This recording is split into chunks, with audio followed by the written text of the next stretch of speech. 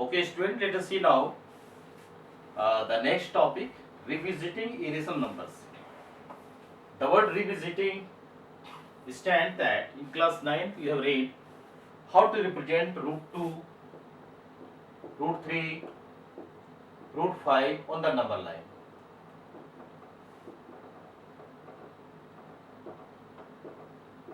आपने क्लास 9 में पढ़ा था कि रूट 2, रूट 3, रूट 5 ये सब को कैसे नंबर लाइन रिप्रेजेंट करते हैं।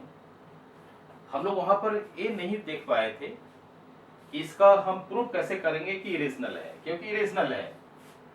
रिविजिटिंग इरेशनल नंबर्स, हम दोबारा इरेशनल को विजिट कर रहे हैं। तो ये इरेशनल नंबर्स हम लोग देखे थे कि नंबर लाइन में एक्सप्रेस किया जाता है, रिप्रेजेंट किया जाता है। यहाँ हम लोग देखेंगे कि किस तरह से इसका हम प्रूफ कर सकते हैं। जैसे आप देखिए कि root P is irrational. Root P हमारा क्या इरेशनल है। कंडीशन क्या इसमें होगा कि पी क्या है, पी इज प्राइम। अब हम कहने में कोई संकोच नहीं करना चाहते कि पी पर क्या कंडीशन होगा। पी हमारे प्राइम है तो जाके इरेशनल होगा, क्योंकि ये परफेक्ट स्क्वायर नहीं होगा। ये आपको बहुत पहले बताया चुका है क्लास 9 में। तो इस तरह से हमारा इरेशनल नंबर हुआ।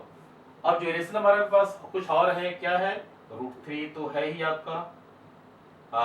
पाई भी इरेशनल है, जैसा आपको बताया पाई सर्कमफेरेंस और डायमीटर का रेशियो है पाई। उसके बाद में एक इरेशनल नंबर हम आपको दिखा रहे हैं इस तरह से 0.10। आप खुद बना सकते हैं। एक बनाइए, 2 1 लिखिए फिर 0 बना दीजिए, 3 1 लिखिए फिर 0 बना दीजिए, 4 1 लिखिए फिर 0 बना दीजिए। क्या इसका कोई अंत है? तो आप देखें कोई अंत नहीं है।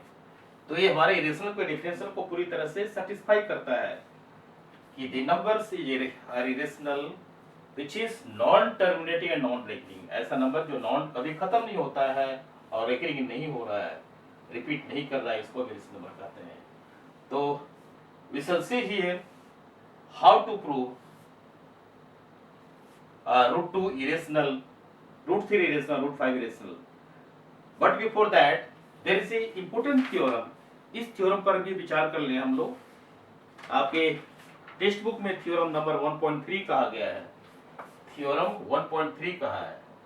ये क्या कह रहा है, इस पर विचार करना है। जितने थ्योरम में प्रूफ की आवश्यकता नहीं है, सिर्फ जानना चाहिए। ये कह क्या रहा है कि let p is a prime number, let p be a prime number, let p be a prime number if p divides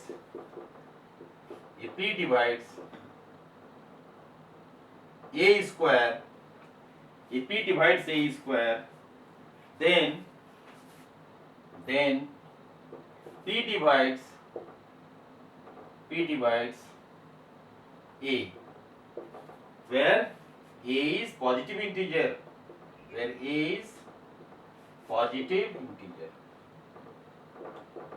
जब भी आप कोई थ्योरम डिस्कस कर रहे हैं, पूरा विचार करना आपको है, इस पर अच्छी तरह से विचार करना है, तभी आप इस पर सही निर्णय ले सकते हैं जहां जरूरत पड़ता है। तो कह रहा है थ्योरम यदि p हमारा एक प्राइम नंबर है और p यदि a इस पर डिवाइड करता है,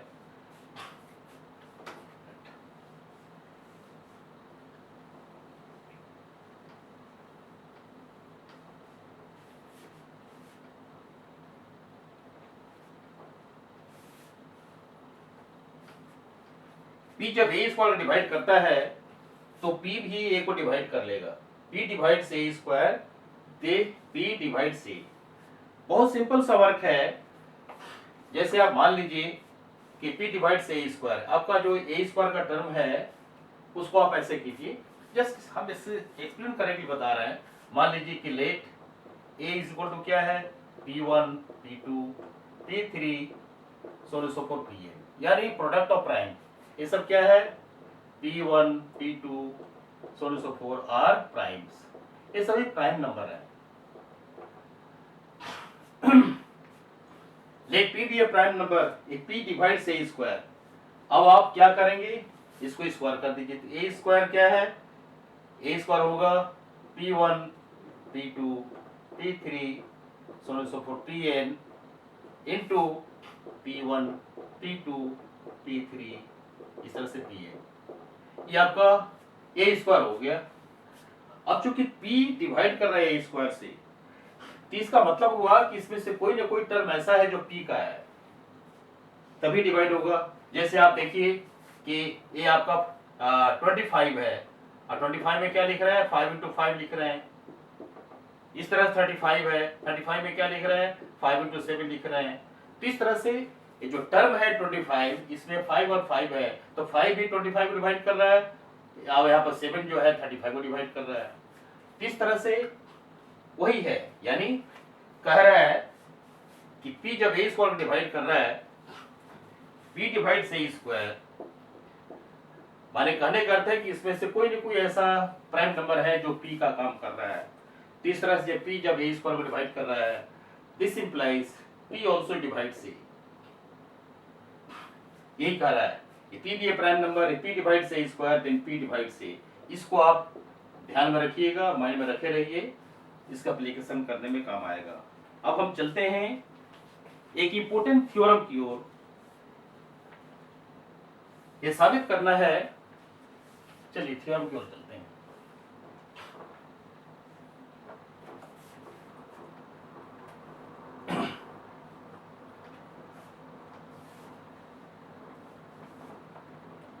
थ्योरम मैथमेटिक्स के क्षेत्र में एक ऐसा फैक्ट है जिसको हम प्रूव कर सकते हैं, भले ही इसको कंट्राडिक्शन से प्रूव कर लें, लेकिन प्रूव करते हैं। Theorem can be prove. Theorem 1.4 आपके टेक्स्ट बुक का थ्योरम है। एक कह रहा है 1.4, एक कह रहा है कि √2 इज इरेशनल, √2 इज इरेशनल। एक कह रहा है √2 इज इरेशनल। अब यहां पर कह रहा है √2 इरेशनल है, हमको इसको प्रूव करना है, हम इसको प्रूव करने जा रहे हैं कि √2 इरेशनल है कि नहीं है। तो कैसे करेंगे आप देखिए, प्रूफ देखिए ध्यान से।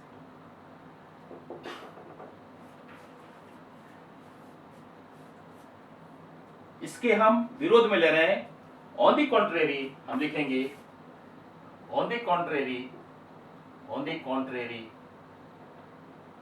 इसके विरोध में लेट √2 इज नॉट इरेशनल। मान लिया √2 इरेशनल नहीं है, इसका मतलब है कि जब इरेशनल नहीं है तो क्या होगा, इरेशनल होगा। therefore √2 is rational। ऊपर वाले सिस्टम को लेकर के हम बहुत तरह से स्टार्ट कर सकते हैं। हम ऐसे कर सकते हैं, impossible let √2 is not irrational, तो therefore √2 is rational होगा। जब √2 रेशनल होगा, इसका मतलब क्या है कि √2 can be written in the form of p/q। √2 को हम p/q को फॉर्म में लिख सकते हैं, जहां p और q दोनों लोएस्ट फॉर्म में है और q 0 के बराबर नहीं है। इस तरह से हम लिख सकते हैं।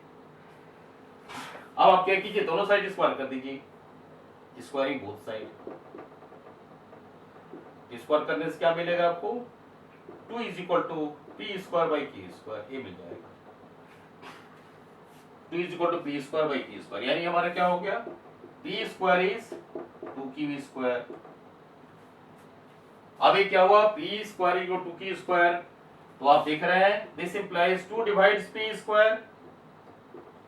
2 जो है p को स्क्वायर डिवाइड करता है, this implies 2 divides p also.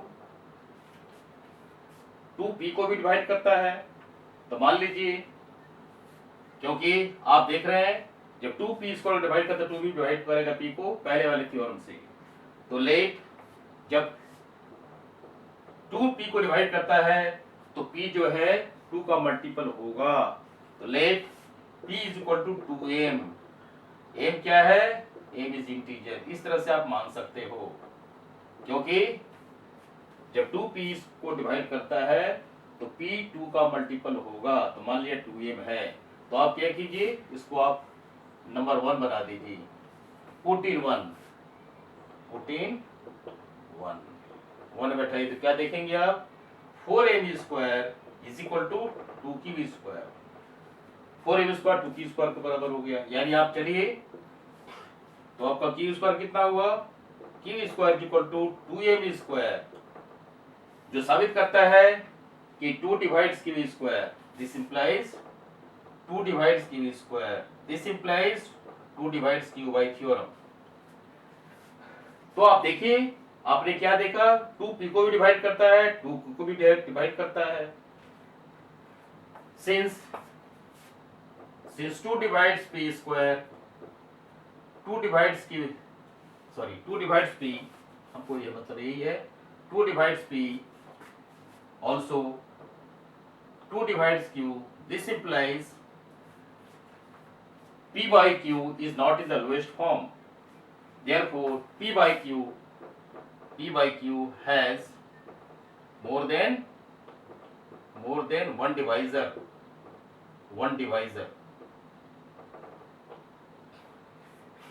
p and q has more than one divisor, p और q का दोनों एक से ज्यादा डिवाइजर है, but √2 is p by q हमारा रेशनल कहा गया था, which affect the case of rational, p and q has more than one divisor, they are not in the lowest form, therefore p by q is not rational। इस fact को देखते ही पता चल रहा है, therefore p by q is, therefore our supposition, therefore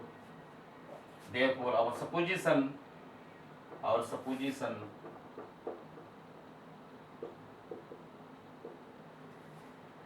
that p and q sorry, let us write here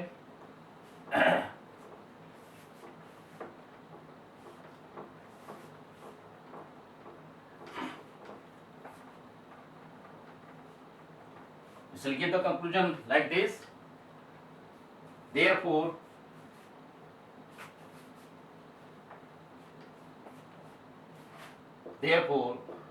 our supposition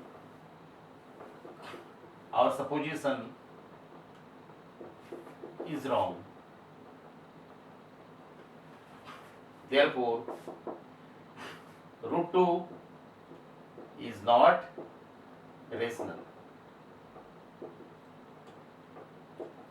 hence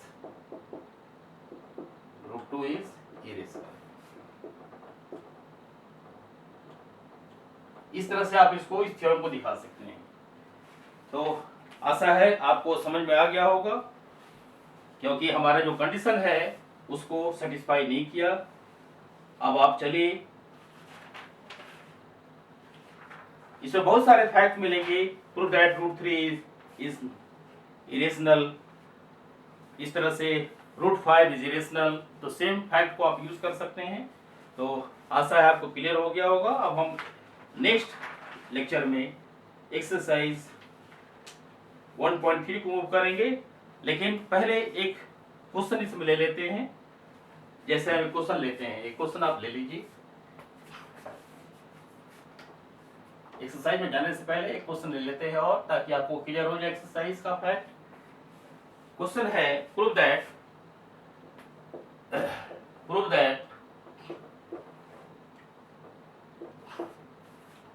5 minus √3 is irrational। Prove that 5 minus √3 is irrational। ये आपका problem है।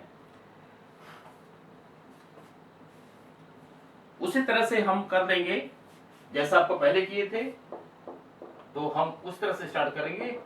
Late if possible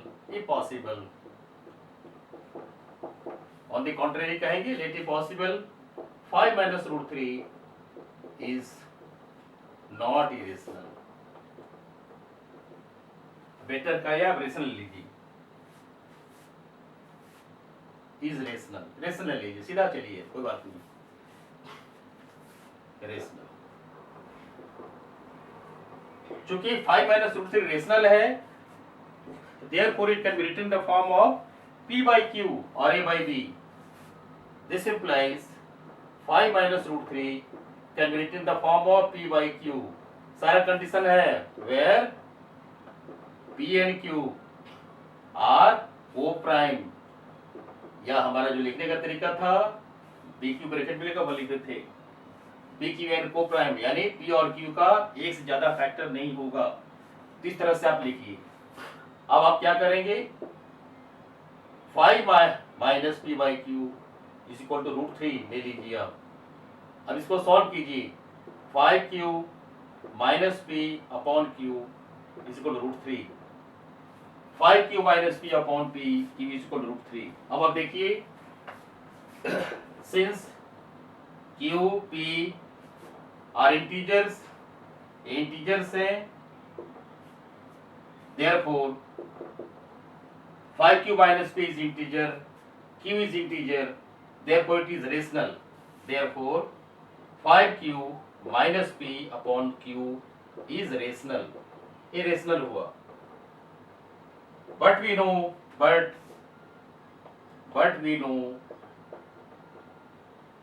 √3 is irrational, therefore our supposition is wrong, our supposition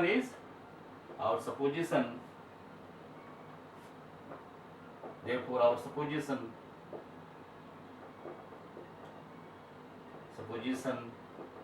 is wrong,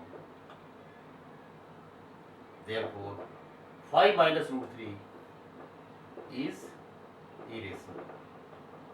इस तरह से आप दिखा सकते हो इसको, है ना, ये आप प्रूफ दे सकते हो।